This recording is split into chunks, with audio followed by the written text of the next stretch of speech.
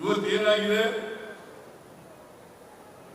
ಇವತ್ತು ಬಿಜಾಪುರ ಜಿಲ್ಲೆ ಬಹುತೇಕವಾಗಿ ನೀರಾವರಿ ಆಗಿರ್ತಕ್ಕಂಥ ನೀರಾವರಿ ಪ್ರದೇಶವನ್ನು ನಾವು ಕಾಣಲಿಕ್ಕೆ ಸಾಧ್ಯ ಆಗ್ತಾ ಇದೆ ಅಂತಕ್ಕಂಥ ಮಾತುಗಳನ್ನು ಹೇಳಲಿಕ್ಕೆ ಬಯಸ್ತಾ ಇದ್ದೇನೆ.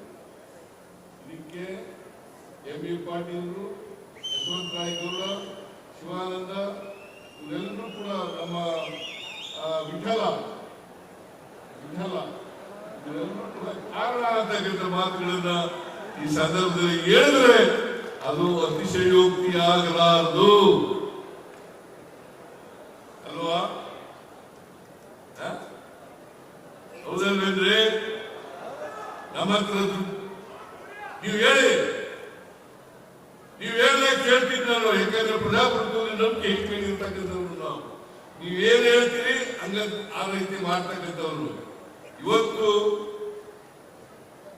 ಇನ್ನುಳಿದ ಅನೇಕ ಯೋಜನೆಗಳಿದ್ದಾವಲ್ಲ, ನೀರಾವರಿ ಯೋಜನೆಗಳು, ಎಲ್ಲ ಯೋಜನೆಗಳನ್ನು ಕೂಡ ನಾವು ಮುಂದುವರಿಸಿ ಅವುಗಳನ್ನು ಪೂರ್ಣಗೊಳಿಸತಕ್ಕಂಥ ಕೆಲಸವನ್ನ ಮಾಡ್ತೇವೆ.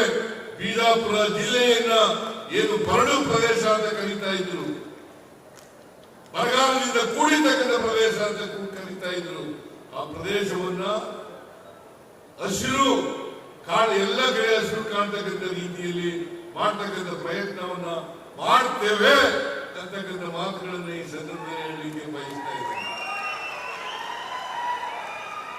ಈಗ ಇಲ್ಲಿ ತರಕಾರಿಗಳನ್ನು ಬೆಳೆಯ ಜಾಗ,